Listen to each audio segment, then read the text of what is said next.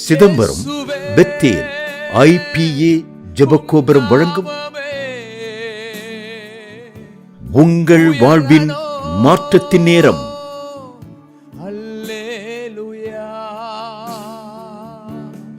அன்பான கர்த்தருடைய பிள்ளைகளுக்கு இயேசு கிறிஸ்துவின் நாமத்தில் அன்பின் வாழ்த்துக்கள். எங்கள் பெத்தேல் IPA ஜெபகோபுரத்தின் சார்பாகவும் நாங்கள் வாழ்த்துக்களை தெரிவிக்கிறோம். கர்த்தர் உங்கள் ஒவ்வொருவரையும் ஆசீர்வதிப்பாராக. ஆமென். இந்த நாளிலும் கூட கர்த்தர் உங்களை பார்த்து சொல்கிறார், பயப்படாதிருங்கள் என்று. ஆமென். ஹல்லேலூயா. இந்த நாளிலும் கர்த்தர் நம் எல்லாரையும் பார்த்து அவர் சொல்றாரு, பயப்படாதீங்க, பயப்படாதிருங்கள் என்று. ஆமென்.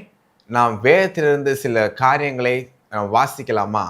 மார்க் எழுதின சுவிசேஷம் 4ஆம் அதிகாரம் அதில் 36வது வசனத்திலிருந்து நான் வாசிக்கிறேன். மார்க் எழுதின சுவிசேஷம் 4ஆம் அதிகாரம் அதில் 36வது வசனத்திலிருந்து நான் வாசிக்கிறேன். அவர்கள் ஜனங்களை அனுப்பிவிட்டு அவர் படவில் இருந்தபடியே அவரை கொண்டு போனார்கள். வேறே படவுகளும் அவரோட கூட இருந்தது. அப்பொழுது பலத்த காற்று உண்டாயிற்று.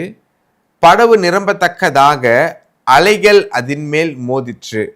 கப்பலின் பின்னணியத்தில் அவர் தலையணையை வைத்து நித்திரையாயிருந்தார். அவர்கள் அவரை எழுப்பி, போதகரே, நாங்கள் மடிந்து போகிறது உமக்கு கவலையா இல்லையா என்றார்கள். அவர் எழுந்து காற்றை அதட்டி கடலை பார்த்து, இறையாதே, அமைதலாயிரு என்றார்.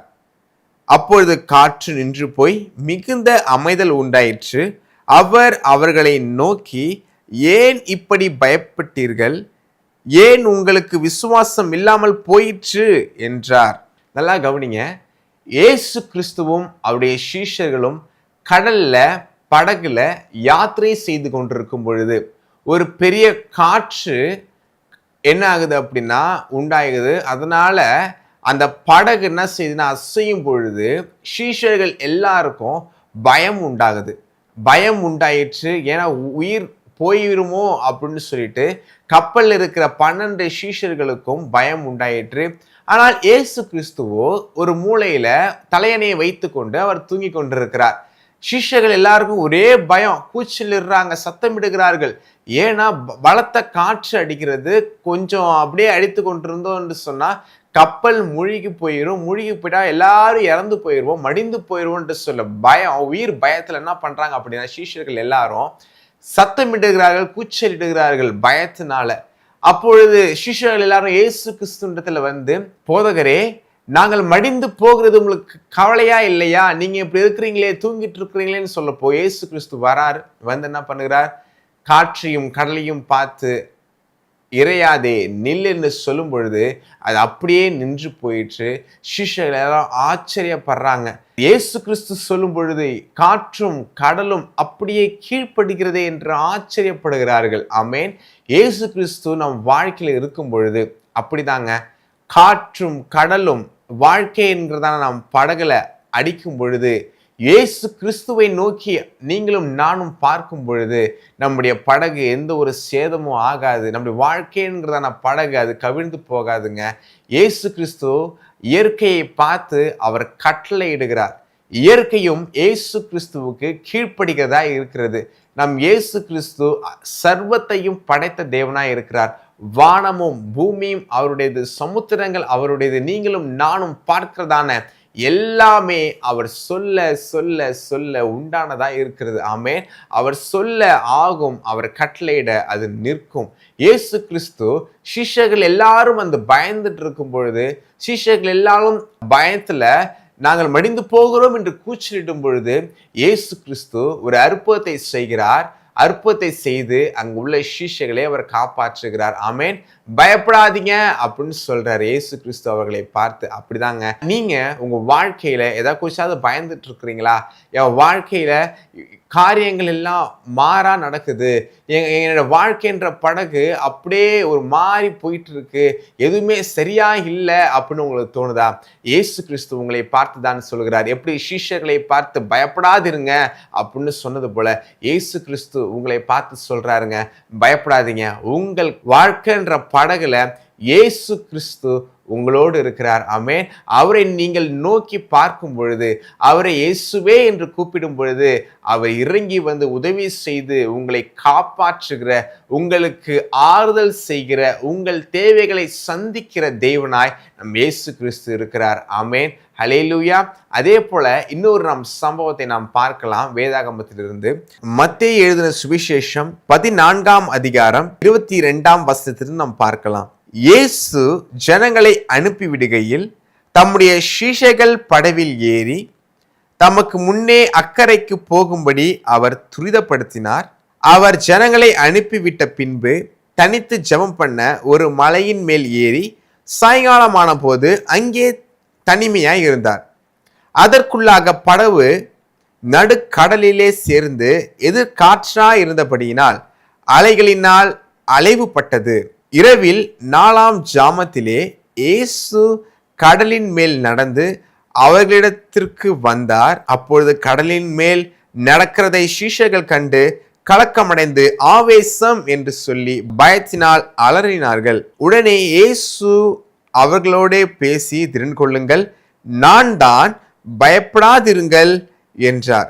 அதே போலதான ஒரு சம்பவம் மறுபடியுமாய் நடக்கிறது. ஆனா இப்ப இயேசு படகுல இல்ல, இயேசு ஜெபம் பண்ணும்படியாய் ஒரு மலையில இருக்கிறார். சீஷர்கள் எல்லாரையும் அவர் துரிதப்படுத்தி ஒரு கிராமத்திற்கு, ஒரு ஊருக்கு அவர் அனுப்பி வைக்கிறார். இப்போ சீஷர்கள்லாம் என்ன பண்றாங்கன்னா, படகுல யாத்திரை செய்து கொண்டிருக்கிறாங்க. கடல் யாத்திரை செய்து கொண்டிருக்கும் பொழுது இயேசு கிறிஸ்து இப்பொழுது கப்பல்ல இல்ல, இயேசு கிறிஸ்து இப்ப மலையில அவர் ஜெபம் செய்து கொண்டிருக்கிறார். அதே போலதான சம்பவம் இங்க திரும்பவுமாய் நடக்குது. இப்போ சீஷர்கள் 12 பேரும் என்ன பண்றாங்க அப்படின்னா, யாத்திரை செய்து இன்னொரு ஊருக்கு போறாங்க. இயேசு கிறிஸ்து அவர்களை அனுப்பி வைக்கிறார். ஆனா இயேசு கிறிஸ்து படகுல இப்போ போல, சீஷர்களும் மாத்திரம் போறாங்க. இயேசு கிறிஸ்து இப்போ தனியாய் ஒரு மலையில அவர் ஜெபம் செய்து கொண்டிருக்கிறார். ஆமென். இப்போ பார்த்தோம் அப்படின்னா, இயேசு கிறிஸ்து படகுல இல்ல, இயேசு கிறிஸ்து என்ன பண்றாரு அப்படின்னா, அவர் தனியா மலையில ஜெபம் செய்து கொண்டிருக்கிறார். கடல்ல அவங்க சீஷர்கள் மாத்திரம் அவங்க யாத்திரை செய்து கொண்டு போயிட்டு இருக்காங்க. அப்படி போய் கொண்டு இருக்கும் பொழுது என்ன நடக்குது அப்படின்னா, ஒரு எதிர்காற்று உண்டாகி கடல்ல கப்பல் மூழ்கத்தக்கதாக காற்று அடிக்குது. சீஷர்களுக்கு மறுபடியுமாய் ஒரே பயம் உண்டாகுது. ஏன்னா மடிந்து போகிறோம். முன்பாவது இயேசு கிறிஸ்து கப்பல்ல இருந்தாரு, நம்மளை காப்பாத்திட்டாரு. இப்போ என் கப்பல்ல இயேசு கிறிஸ்து இல்ல, எப்படி நாம் என்ன செய்ய போகிறோம் என்று முன்பு இருந்த பயத்தை காட்டிலும் இப்போ உள்ள பயம் அவங்களுக்கு அதிகப்படியானதுனால மிகவும் கூச்சலிட்டு சத்தமிடுகிறார்கள். நாங்கள் மடிந்து போகிறோம் அப்படின்னு சொல்லிட்டு பயத்தினால கூச்சலிடுகிறார்கள். இயேசுவை நோக்கி கூப்பிடுறாங்க, சத்தமிடுகிறார்கள். அப்போ இயேசு என்ன செய்யறாரு அப்படின்னா, கடலின் மீது நடந்து வருகிறார். ஆமென். சீஷர்களின் சத்தத்தை கேட்டு இயேசு கிறிஸ்து கடலின் மீது நடந்து வருகிறார். நடந்து வந்தது மாத்திரம் இல்லைங்க, அந்த காற்றையும் கடலையும் அவர் அப்படியே ஸ்டாப் பண்றாரு. மிகுந்த அமைதல் உண்டாயிற்று. ஆமென். அப்பொழுது ஒரு பெரிய ஆச்சரியமான விஷயம் பாருங்களேன். இயேசு ஒரு இயற்கைக்கு நேராக கட்டளையிடும் பொழுது அது அப்படியே நடக்குங்க. ஆமென். இயற்கைக்கு அப்பாற்பட்டதான காரியங்களை நீங்களும் நானும் நம்புகிற, விசுவாசிக்கிற கர்த்தர் அவர் செய்ய வல்லமுள்ள தேவனாய் இருக்கிறார். காற்றும் இல்லை, மழையும் இல்லை, வாய்க்கால்கள் நிரம்புமானா இயேசு கிறிஸ்து இருக்கும் பொழுது நிச்சயமாய் நிரம்பும். இயேசு கிறிஸ்து உங்க வாழ்க்கையில, என் வாழ்க்கையில இருக்கும் பொழுது நீங்கள் எதிர்பார்க்கதான காரியங்கள், நான் எதிர்பார்க்கதான காரியங்களை கர்த்தர் செய்ய அவர் வல்லமுள்ள தேவனாய் இருக்கிறார். ஆமென். அப்படியா இயேசு கிறிஸ்து இந்த 2 பெரிய அற்புதங்களை அவர் செய்கிறார். முதலாவது பார்த்தோம், கப்பல்ல இயேசு கிறிஸ்துவும் அவருடைய சீஷர்களும் கடல் யாத்திரை செய்து கொண்டிருக்கும் பொழுது பெரிய காற்று உண்டாயிற்று. படகு மூழ்கத்தக்கதாய் ஒரு பெரிய ஆபத்து இருந்த பொழுது சீஷர்கள் பயந்தார்கள், இயேசுவை நோக்கி கூப்பிட்டார்கள். இயேசு கிறிஸ்து இறையாதே நில் என்று சொன்ன பொழுது ஒரு மகா பெரிதான ஒரு அற்புதம் நடந்தது. ஆமென். அதே போல இரண்டாவது பார்த்தோம், சீஷர்கள் மாத்திரம் கடல்ல யாத்திரை செய்து கொண்டிருக்கும் பொழுது இயேசு கூட இல்லை, ஆனா இயேசுவே என்று அவர்கள் கூப்பிட்ட பொழுது இயேசு வந்து உதவி செய்தார். எப்படி தெரியுமாங்க? கடல் மீது நடந்து வந்து உதவி செய்கிற தேவனாய் இருக்கிறார். ஆமென். ஹல்லேலூயா. அதே போல பேதுரு கேட்கிறார். என்ன கேட்கிறார் தெரியுமா? இயேசுவே, நானும் உம்மை போல கடல் நடக்கலாமா அப்படின்னு சொல்லப்போ, ஏசப்பா வா என்று சொன்னப்போ அந்த கடல்ல பேதுருவும் நடக்கிறாருங்க. கடல்ல நடக்கிறது என்ன ஒரு சாதாரண விஷயமா? தரையில நடக்கலாம், மண்ல நடக்கலாம். ஆனா கடல்ல, தண்ணியில யாராலும் நடக்க முடியாது. ஆனா இயேசு கிறிஸ்து கடல் மீது நடந்தார். ஆமென். இயேசு கிறிஸ்து கட்டளையிடும் பொழுது காற்றும் கடலும் அப்படியே கீழ்ப்படுகிறது. இயேசு கிறிஸ்து கட்டளையிடும் பொழுது பேதுரு என்ன செய்கிறார் அப்படின்னா கடல் மீது நடந்து வருகிறார். ஆமென். இயற்கைக்கு அப்பாற்பட்டதான காரியங்களை செய்கிறவர் தான் நீங்களும் நானும் ஆராதிக்கிற நம் இயேசு கிறிஸ்து. ஆமென். அவர் நல்லவருங்க. இன்றும் நம் மத்தியில வாசம் செய்கிற நல்ல தேவனாய் நம் இயேசு கிறிஸ்து இருக்கிறாருங்க. ஆமென். ஹல்லேலூயா. அந்த நல்ல தேவனை தான் நீங்களும் நானும் ஆராதனை செய்து கொண்டிருக்கிறோம். அந்த நல்ல தேவனை தான் நீங்களும் நானும் நோக்கி பார்த்து கொண்டிருக்கிறோம். அவர் இன்றும் உதவி செய்கிற அற்புதங்களை செய்கிற தேவனாய் நம் மத்தியில இருக்கிறார். ஆமென். அதே போல பாருங்களேன், ஆபிரகாமுக்கு கர்த்தர் அநேக வாக்குத்தத்தங்களை கொடுக்கிறார். வானத்து நட்சத்திரங்களை போல பெருக பண்ணுவேன், கடற்கரை மணலை போல பெருக பண்ணுவேன்னு சொல்லும்போ எல்லா வாக்கு தத்தங்களையும் பெற்ற ஆபிரகாம் ஆனா இன்னும் அவருக்கு நிறைவேறாம காத்துட்டே இருக்கிறப்போ அவருக்கு பயம் உண்டாகுது. கர்த்தருடைய வார்த்தை ஆபிரகாமுக்கு தரிசனமாகி, ஆபிரகாமே நீ பயப்படாத, நான் உனக்கு கேடகமும் உனக்கு மகா பெரிய பலனுமா இருக்கேன்னு சொல்றாரு இயேசு கிறிஸ்து. உங்க வாழ்க்கையில் என் வாழ்க்கையிலும் அவர் அநேக காரியங்களை சொல்லியிருப்பாரு, வாக்கு தத்தங்களை கொடுத்துருப்பாரு. அப்படின்னா அது நடக்கலன்னு நினைச்சு, அது தாமதமாகுதுன்னு நினைச்சு ஒரு நாளும் பயந்து போகாதீங்க. இயேசு கிறிஸ்து உங்களை பார்த்து சொல்றார், பயப்படாத, நீ கலங்காத, உனக்கு கேடகமாவும் உனக்கு மகா பெரிய பலனுமாவும் நான் உன் கூட இருக்கேன். அது நிச்சயமாய் உனக்கு செய்து முடிப்பேன். ஏற்ற காலத்துல ஏற்ற நேரத்துல சரியாய் அழகாய் நான் அதை உனக்கு செய்து முடிப்பேன் என்று இயேசு கிறிஸ்து சொல்றாருங்க. அதே போல ஆபிரகாம் அதை நம்பினாரு, கர்த்தருடைய வார்த்தையை விசுவாசித்தாரு. கர்த்தர் வாக்குத்தத்தம் பண்ணது போலயே அழகான ஈசாக்க கொடுத்தாரு. பெரிய சந்ததி உருவானுச்சு, பெரிய சொத்துக்கள் உண்டானது. கர்த்தர் ஆபிரகாமை அவ்வண்ணமாய் அவர் கட்டளையிட்ட பிரகாரமாகவே, அவர் வாக்குத்தத்தம் பண்ணின பிரகாரமாகவே கர்த்தர் அவனை ஆசீர்வதித்து பெருகவே பெருக பண்ணினார். ஆமென். ஹல்லேலூயா. அதே போல நீங்களும் நானும் இதை குறிச்சாவது யோசிச்சுட்டு இருக்கிறோமா? ஏதாவது ஒரு துவங்க போறேன், ஆனா இது நான் துவங்கலாமா வேணாமா, பயமா இருக்கு, லாஸ் ஆயிருமா பயமா இருக்கு, ஒரு தொழில் தொடங்கலான்னு இருக்கேன் ஆனா ஆரம்பிக்கலாமா என்ற பயத்துல இருக்கீங்களா? கர்த்தர் உங்களை பார்த்து சொல்றாரு, தைரியமா தொடங்குங்க. கர்த்தர் உங்க வாழ்க்கையில அந்த காரியத்துல கர்த்தர் பெரிய காரியங்களை செய்வார். எனக்கு வியாதியா இருக்கு, இப்படி யாரு குணப்படுத்துவா, இது சாத்தியம் இல்லாத இருக்கே, டாக்டர்ஸ் ரிப்போர்ட்லாம் பயங்கரமா இருக்கே, இதெல்லாம் பார்த்தா எனக்கு ரொம்ப பயமா இருக்குன்னு சொல்றீங்களா? இயேசு கிறிஸ்து உங்களை பார்த்து சொல்றாருங்க, பயப்படாதீங்க. இயற்கைக்கு அப்பாற்பட்டதான காரியங்களை செய்கிற தேவன் நீங்களும் நானும் ஆராதிக்கிற நம் கர்த்தர். ஆமென். ஹல்லேலூயா. அவருடைய தழும்புகளால் குணமாகிறோம் என்று வசனம் சொல்கிறது. இயேசு கிறிஸ்துவின் தழும்புகளால் நீங்கள் இந்த நாள்ல இந்த நேரத்துல சுகமாக போறீங்க. ஆமென். விசுவாசிங்க, நம்புங்க. கர்த்தர் உங்கள் வாழ்க்கையில பெரிய காரியங்களை செய்வார். பயப்படாதீங்க, ஒரு நாளும் பயந்து போவாதீங்க. கர்த்தர் உங்கள் கூடயே உங்களுக்குள்ளாகவே வசிக்கிற வாழ்கிற தேவனாய் இருக்கிறார். ஆமென். ஹல்லேலூயா. அதே போல படிக்கிற பிள்ளைகளா இருக்கிறீங்களா? படிப்பை குறித்து பயப்படாதீங்க, எதிர்காலத்தை குறித்து பயப்படாதீங்க. இல்லை எப்படி நான் பாஸ் ஆக போறேன், எனக்கு ஏதாவது வேலை கிடைக்கணும் அப்படின்னு சொல்லிட்டு கலக்கத்தில் இருக்கிறீங்களா?